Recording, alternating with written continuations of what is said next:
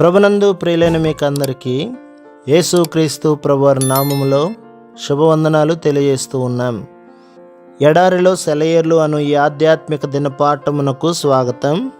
జనవరి 26. దేశమును నీకు అప్పగింప మొదలుపెట్టి ఉన్నాను, స్వాధీనపరుచుకొన మొదలుపెట్టుము. ద్వితీయోపదేశకాండం 2వ అధ్యాయం 31వ వచనం. దేవుని కోసం కనిపెట్టడం గురించి బైబిల్లో చాలా వివరణ ఉంది. దీనికున్న ప్రాముఖ్యత ఇంత అంతా కాదు. దేవుడు ఆలస్యం చేస్తూ ఉంటే మనం సహనం కోల్పోతూ ఉంటాం.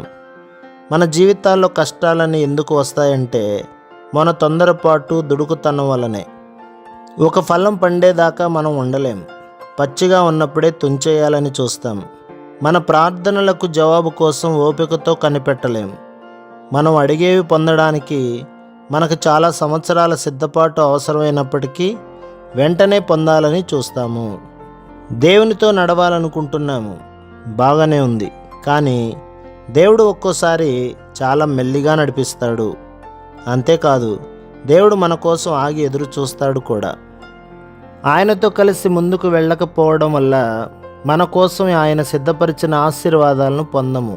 దేవుని సమయం కోసం ఎదురు చూడకపోయినా, సమయం వచ్చినప్పటికీ అలా ఎదురు చూస్తూనే ఉండిపోయినా ఎంతో శ్రేయస్సును చేతులారా జార విడుచుకుంటాము. కదలక ఊరికే కూర్చోవడంలో ఒక్కోసారి మనకు లాభం కలుగుతుంది. ఒక్కోసారి సంకోచం లేని అడుగులలో ముందుకి సాగవలసి ఉంటుంది. మనం చేయవలసిన పనిని ముందు మనం మొదలుపెట్టిన తర్వాత మాత్రమే నెరవేరే దేవుని వాగ్దానాలు కొన్ని ఉన్నాయి. మనం లోబడడం మొదలు పెడితే దేవుడు ఆశీర్వదించడం మొదలు పెడతాడు. అబ్రహాముకి చాలా వాగ్దానాలు చేశాడు దేవుడు. కానీ అబ్రహాము కల్దీల దేశంలోనే ఆగిపోయినట్లయితే అవేవీ నిజమయ్యేవి కావు.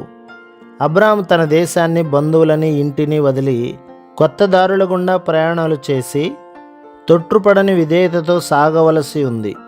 అప్పుడే ఆ వాగ్దానాలు నెరవేరుతాయి.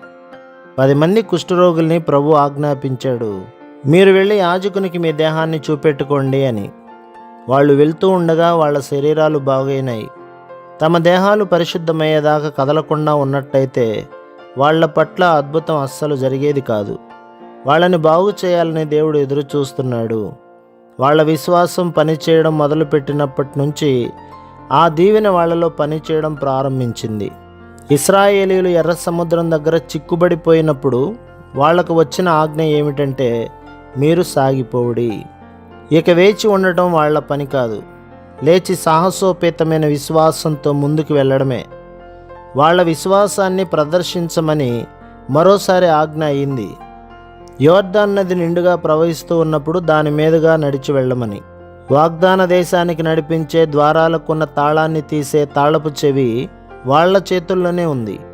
వాళ్ళు ఆ ద్వారాన్ని సమీపించి దాన్ని తెరిచేదాకా అది తెరుచుకోలేదు. ఆ తాళం చెవి విశ్వాసమే. మనం కొన్ని యుద్ధాలు చేయవలసి ఉంది. మనం యుద్ధరంగంలోకి దూకినప్పుడు ఒక వ్యక్తి మన పక్షంగా పోరాడతాడు. ఆయనలో మనం జయశాలులం. కానీ మనం వణుకుతూ, సందేహిస్తూ మన సహాయకుడు వచ్చేదాకా యుద్ధం మొదలు పెట్టమని కూర్చుంటే ఆ ఎదురు తెన్నులకు అంతం ఉండేది కాదు. ఇది విశ్వాసంతో సమయానికి మించి ఎదురు చూడడం. దేవుడు నీ మీద తన పరమాశీర్వాదాలను కురిపించాలని ఎదురు చూస్తున్నాడు. ధైర్యంతో కూడిన నిరీక్షణతో ముందుకు వెళ్ళి నీ హక్కును దక్కించుకో. నేను ఇవ్వడం మొదలుపెట్టాను, స్వాధీనపరచుకోవడం మొదలుపెట్టు. ప్రభు మిమ్మును, మీ కుటుంబములను, మీ సంఘములను దీవించి ఆశీర్వదించునుగాక. ఆమేన్.